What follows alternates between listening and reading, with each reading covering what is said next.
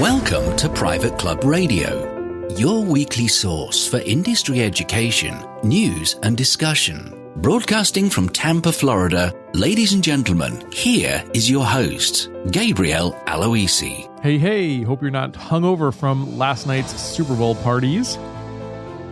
My team didn't win. I'm a Patriots fan. At least that's my AFC team. Of course, I'm a Buccaneers fan here in Tampa, Florida. But we haven't had much of a shot at getting to a Super Bowl in quite some time. So the Patriots were my team here the last few years to root for. Last year was a fun run and didn't end so well this year. But hey, can't win them all. But we can learn, and that's what we're going to do today. We've got Jackie Carpenter, the editor of Private Club Advisor, back again. She was here last year. We had a lot of fun.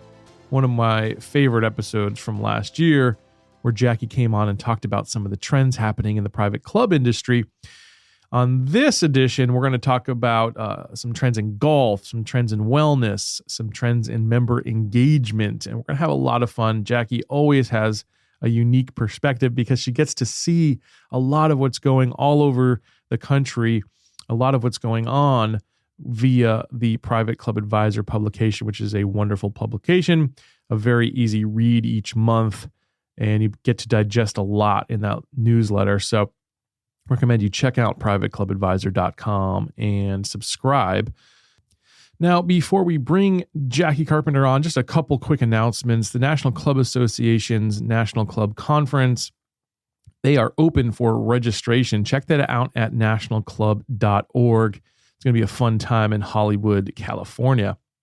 And the other thing I wanted to mention is that Rick Coffey, the co-host of The Inbox, is now accepting submissions and voicemails from listeners like you for your burning membership and marketing questions. So if you have a question about membership and marketing, you'd like us to actually field that question on the next edition of The Inbox, which should be either later this month or early March. Get those in this week. Go to privateclubradio.com/inbox and you can leave us a voicemail. And by the way, feel free to leave me a voicemail there anytime you'd like. If there's something you want to say, something you want to mention and put on air, leave us a voicemail at privateclubradio.com/inbox. I would love to put you on the show. All right, well, without further ado, we're going to bring on our featured guest of the day, Jackie Carpenter. My guest today is Jackie Carpenter. She's the editor of Private Club Advisor, and she started working in the hospitality industry at age 13. She's been in the club industry for almost 14 years now. She graduated from Iowa State University with a degree in hospitality management and has worked at 4 elite private clubs throughout her career. Jackie earned her master's degree in hospitality management from the University of North Texas and also taught undergraduate classes to hospitality students. In 2010, Jackie received her CCM designation and achieved this as one of the youngest professionals to earn it. Currently, Jackie is the editor of Private Club Advisor, a monthly publication that educates and informs club executives on industry trends, governmental regulations, and best practices. Jackie, welcome once again to Private Club Radio. Well, thanks so much, Gabe. I'm excited to be here. Yeah, we had you way back on episode number 10 of the show, and I love that episode because you shared a number of trends that you were spotting at the time. So I'm hoping you can do that for us again this time and take us through some of the trends you're seeing throughout the industry. So if that's okay with you, let's start with golf. What are you seeing in terms of trends in the golf side of things? Absolutely. Well, the biggest thing, Gabe, that we're seeing is it's all about making the game fun again. And I know that sounds kind of silly since golf is a game to begin with, but what we're seeing is that clubs and courses are really trying to eliminate the barriers to the game by incorporating more elements of fun. So we're seeing groups where there's events or groups that don't keep score. Or I actually recently heard about a barefoot golf group where they go out and play golf barefoot because it's just about kind of being connected to the course and relaxing and sounds kind of fun. Yeah. And there's also a more focus, I guess you could say, on smaller, more bite-sized events. So maybe the events you only play 3 or 4 holes versus 9 or 18. So it's kind of just eliminating kind of the overwhelming nature of the game that can be with the time commitment or the rules or all of those kinds of things. With that, we're seeing some programming being more tailored towards specific groups. So just as an example, moms are busy and don't have a lot of time. So we've seen events such as like the Bad Moms Club, which I think is really cute. But Nice. they come out and play 3 holes of golf and then go have cocktails. And so another one is the senior golf group, where seniors might not be able to go play 18 holes. That might be kind of taxing on their body. So maybe they play 6 or 9 holes, or they just play the course, but they only putt. So the programming is just really kind of taken a different approach to really try and just drive new players and engage the current players. Yeah. Something that you've probably heard this, Gabe, but practice is kind of been a hot focus for the last couple of years, where and the reason, I guess, is because it's a way to improve your game, but you spend less time doing it. So you might have time to practice for 20 minutes, but you don't have time to go play 18 holes of golf. Totally. So Top Golf is killing it around the world. Like, I can't believe how Top Golf is taking off and across the country for sure, and now expanding across the world. But clubs are really trying to do whatever they can to incorporate these kind of attractive features from Top Golf into their golf experience. So, fun, competition, food and beverages, socialization, all while improving your game. Right. Our February issue of our publication is actually at the printer, and we included an article about TrackMan Golf. Have you heard of this? Yeah, I haven't heard of that. I saw it, I think, at the PGA show a couple years ago when it came out. It's pretty cool. So they are seeing a huge increase in demand by clubs that want to kind of bring Top Golf to their club. So TrackMan Golf has I think they have 4 different products. One of them is a range that has hitting bays with simulators, but then and they have other products, but one of them is an app where you can connect it to your driving range. So your members can log into the app to compete against one another, kind of like Top Golf. Yeah. And they can also get real-time data. So just kind of adding new energy to the game and incorporating new features to just get people excited about playing. Operation 36 is another program that we're really seeing clubs taking off with.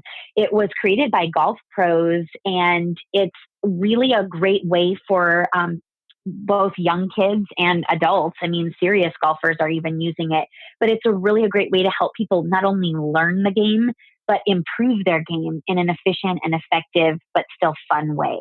So just to kind of conclude the whole golf trend thing and what people can sort of take away from it is, it's not just about having 18 holes and a driving range and a putting green anymore. It's really about a 360-degree golf experience, because members want more.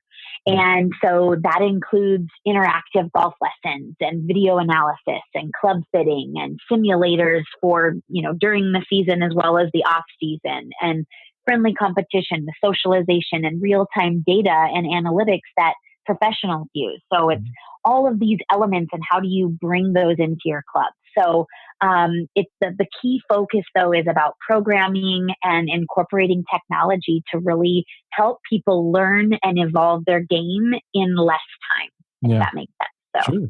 I would think that more clubs up north, especially when we get winters like we're having right now, should be adding some of these systems inside, doing some of the simulators and whatnot. Are you seeing that as a trend in some of those northern clubs? Absolutely. Yep, absolutely. Because, it's about keeping golf at the forefront of people's minds. And, nothing screams golf like a snow day. When you're freezing inside, it's hard to keep that in people's minds. But so it's really having some of these elements where in the off season, what can people be doing to kind of stay connected to the game and continue to improve and enhance their game, even when they might not be able to be out on the course. So Right. yeah, definitely. Cool. That's awesome. I'm lucky down here. I think today it's a little chilly today here in Tampa, but it's about 65. So not too bad. Oh, yes, I'm jealous. It's 16 here in Iowa. So. Oh, wow. Well, let's move over to something that my wife and some of even myself really would be interested in, which is some wellness trends that are happening in the industry. What are you seeing there, Jackie? Yeah, absolutely. Well, wellness has been a huge trend in the industry for the last several years, and it continues to be. We live in a busy, stressful world, and so relaxation and rejuvenation are huge for people. So, and what we're seeing is that people are really associating luxury with this sort of wellness approach to really taking care of themselves and relaxation. So private club members are, looking for peace and quiet and serenity and a way to relax and keep themselves healthy. So clubs are trying to find ways to really incorporate these elements. So I'm sure everyone gets this, but I always like to state the obvious with wellness is it's not just fitness. It's really a more holistic approach where it includes, mind, body, and spirit. So the clubs that are doing wellness well are the ones that are, leaking wellness into every area at their club, whether that's golf or dining or socialization or tennis or whatever it might be. Wellness kind of has this really holistic presence at the club. Clubs are partnering with massage therapists or physical therapists and nutritionists to be able to incorporate wellness features any way possible, even if their own facilities aren't there. So even if they don't have a spa or they don't have, a place for a nutritionist to be on staff, they're kind of partnering with them to still give members this opportunity. The one thing I just heard of recently was a lot of clubs are actually incorporating spa-like features in their locker rooms. So spa-like showers where it might be the rainfall shower or the massaging waterfall showers. And so those are just kind of attempts to really incorporate this sort of relaxation spa feel whenever they can. A new trend, I guess, as far as fitness goes, Gabe, is that families are working out together more as a family because it's a way to spend time together. So we're seeing that classes,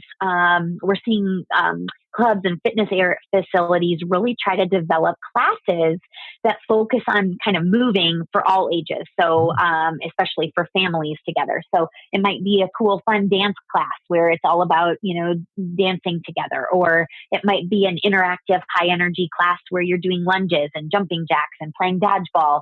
But so we're seeing that in the world of wellness, it's about finding a way to provide offerings for the whole family at one time, ranging from fitness to the spa and relaxation, kind of this entire holistic wellness approach. Oh, I like that a lot. Yeah, that's pretty cool. I don't. Sounds fun, right? Yeah, totally. I could see doing a class with my wife or something, and maybe my kids when they get a little bit older. That would be pretty cool because it's true. It's Absolutely. harder and harder these days to find time to spend with each other, and that sounds like a good way to get two things accomplished at once.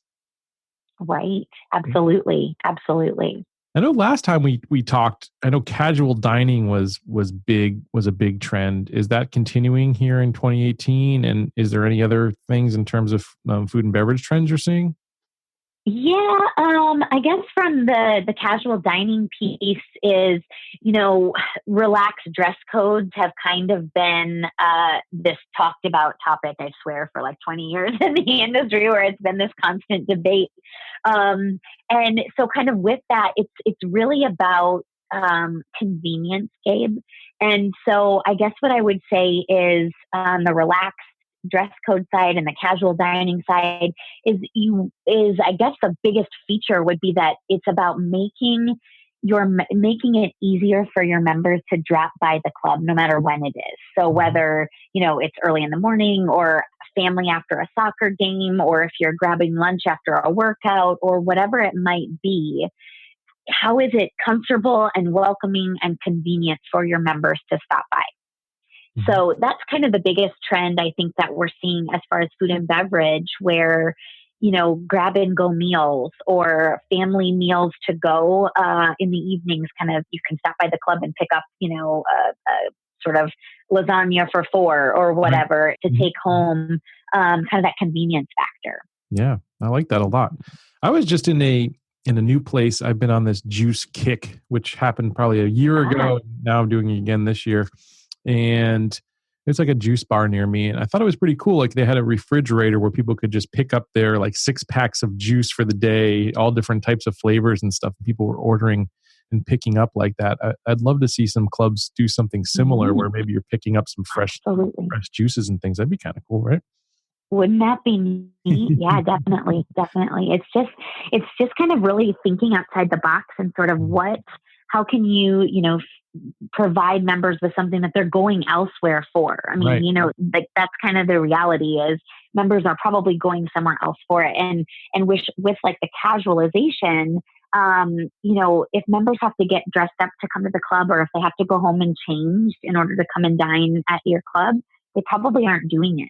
They probably are like, you know what, let's just go somewhere more casual where we don't have to change, or we don't have to feel uncomfortable if we go, in this. So, that's kind of the interesting aspect of it. And just how do you make it easy for members?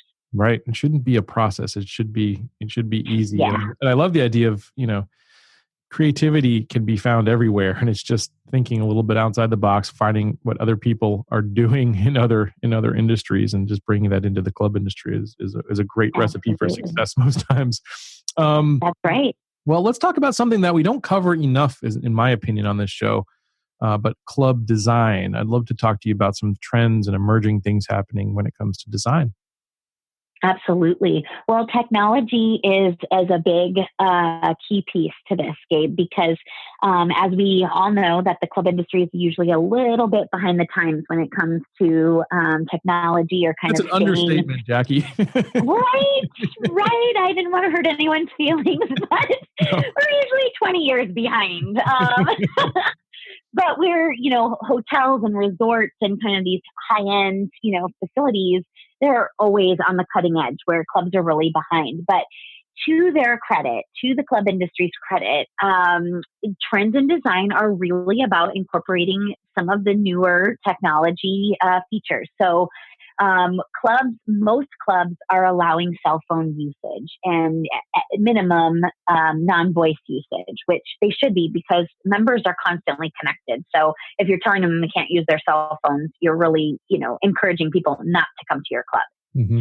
So what we're seeing as far as incorporating technology is tabletop chargers, in-locker chargers, under the bar USB ports, all intended to kind of add a level of convenience for busy members. So you can charge your phone while you're having a cocktail, or, charge your phone while you're in the shower or working out, or whatever it might be. So, and then we're also seeing lounge-like areas, kind of similar to the Admiral's Club or Starbucks, that have flexible seating, but there's Wi-Fi available. There's grab and go food.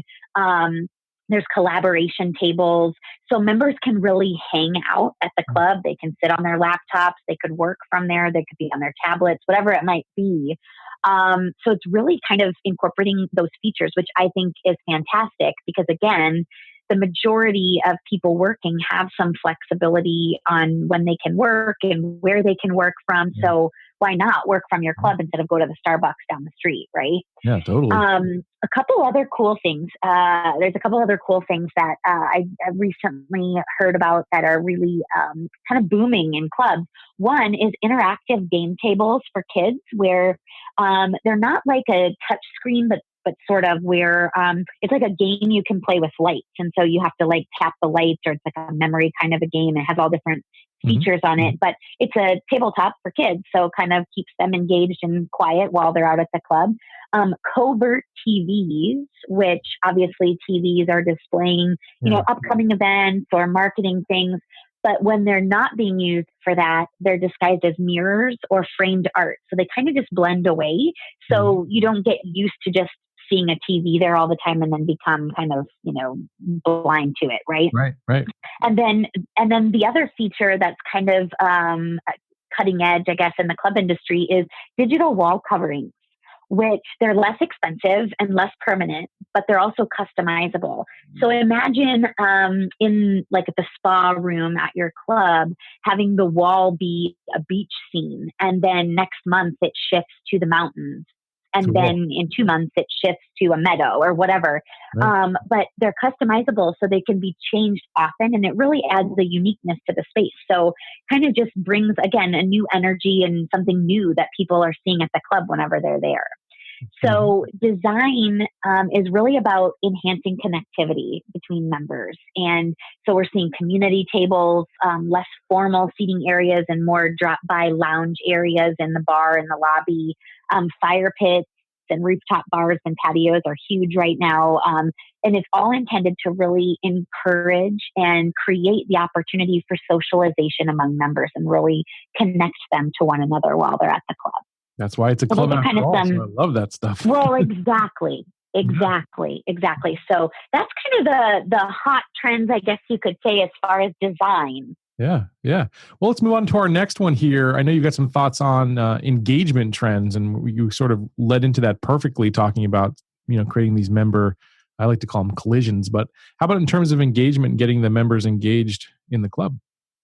Absolutely. Well, programming is still key. That's kind of been the hot button topic for the last couple of years. Is it's all about programming and providing activities and events that your members are excited about and interested in. So we're seeing clubs really get brave, I guess you could say, in having new ideas and sort of really out of the box creativity. But the key is that it's perfectly relevant to their own personal clubs or their own area. So that's kind of the key.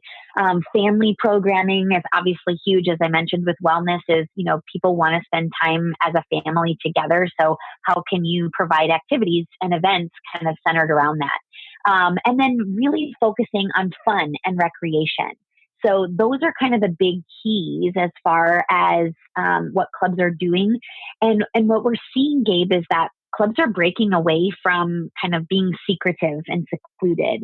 And they're really increasing their community's awareness of their activities and their events by participating in philanthropic efforts and community involvement and just their overall image as a way to engage the community, which ultimately results in engaging their current members as well as future potential members down the road. So the thing I think that is so easy to forget, and you just said this, Gabe, so you teed this up just perfectly, is that your club is really about the people. I mean, it's a community, it's a family. And I'll share this one story. I had a club reach out to me right after Christmas, and their clubhouse burnt to the ground. Wow. 2 days before Christmas, and they were devastated.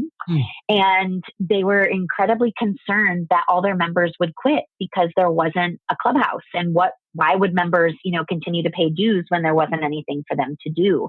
And so I thought long and hard about my response back because I didn't really know what to say at first. And then the more I thought about it, I just replied to them that, really in the club world, the facility and the buildings are irrelevant.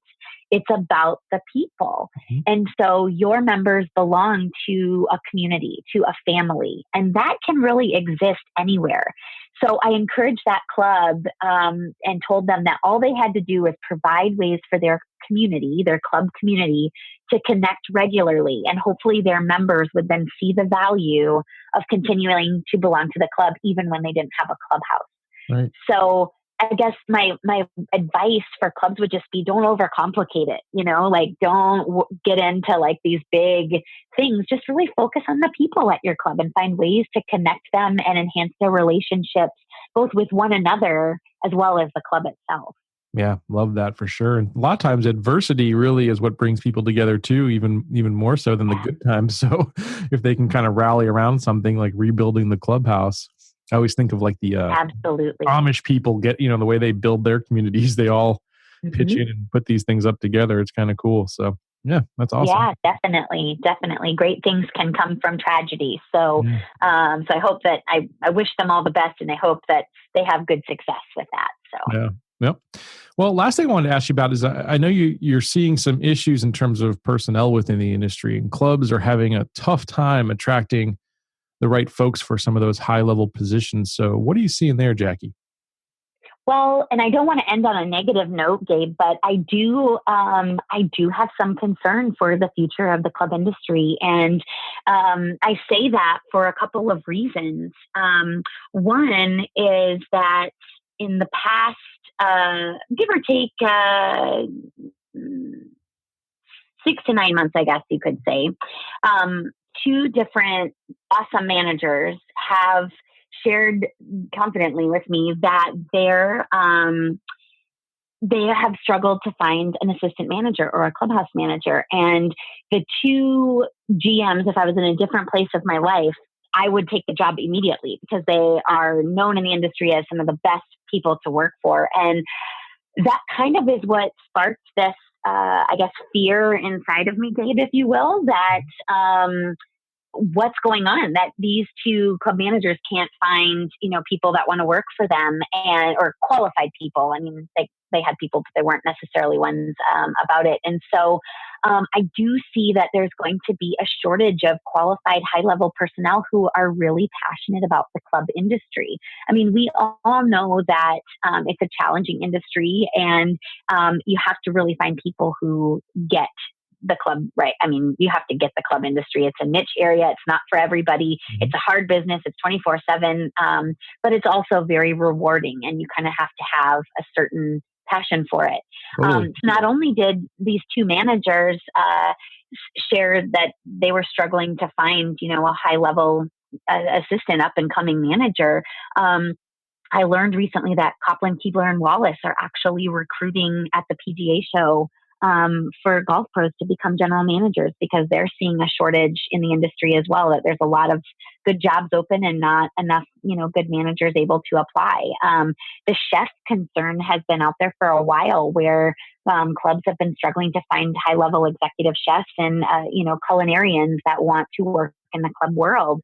Maybe not as good pay, or, in a public restaurant, you can kind of set the rules more tightly on, special requests or special events and things like that. So I think it's currently challenging right now, and I'm sort of predicting and foreseeing that it's going to become increasingly challenging to find experienced and talented people to work at the club. So I just would say and encourage everybody, take good care of your people. If you have a good team and good staff, hey, let them know it, show them that they're appreciated, and carefully develop those people that are underneath you, and really focus on your work-life balance, not only for yourself, but also for your team, because we got to hang on to the good ones while we have them. That's for sure. Yeah. And I would add to that is we need to train up the next generation and really hit that recruiting hard in terms of getting these young folks in the hospitality schools and in the hospitality industry and get them, moving up the ladder. Absolutely.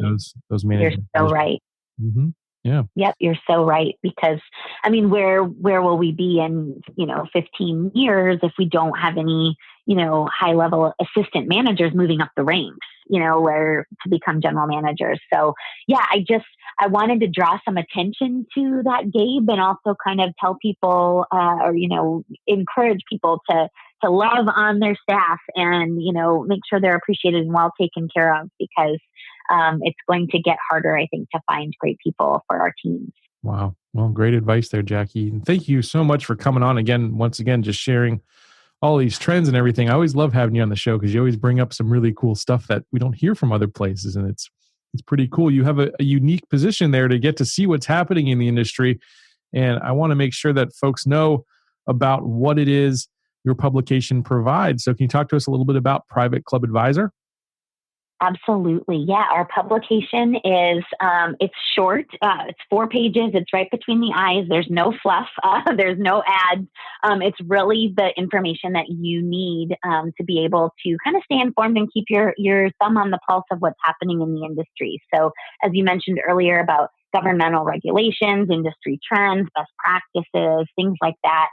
We really try to cover a variety of topics, and it's intended for, general managers, board members, owners, and operators of private clubs to be able to make better informed decisions, Gabe, about how to move their clubs forward. So, it's a great publication. We've been around since 1990, and it's quick, so you can get the information you need in about 15 minutes or less. So, if anyone has any questions or would like to check us out, we obviously have our website, privateclubadvisor.com, or feel free to shoot me an email, Jackie@privateclubadvisor.com. I'd be happy to answer any questions that I can. And as a special gift for our listeners, I know you're giving away a free issue of the Private Club Advisor if they send you an email. Absolutely. I would be delighted to do so. So send me an email and I will reply promptly. That's awesome. Yeah, it's a wonderful publication, and I love seeing it come through. And you pick up your copies also probably at the CMAA as well. You guys will have a booth there. We will. CMAA show. So come on by and say hi. It's always nice to connect with people in person and see familiar faces and as well as new faces. So make sure you come by and say hi. Awesome, Jackie. Thanks so much for joining us once again here on Private Club Radio. Always great to hear from you. Thank you, Gabe. It was my pleasure.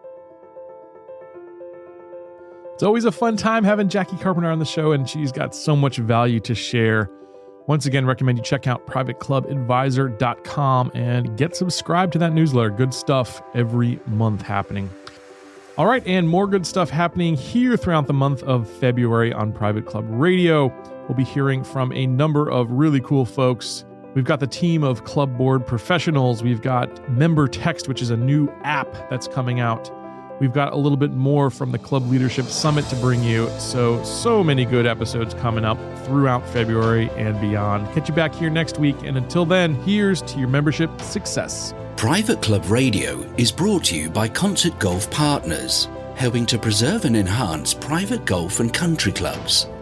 Concert Golf has the capital, expertise, and private club hospitality experience to help upscale private clubs achieving long-term success and membership growth.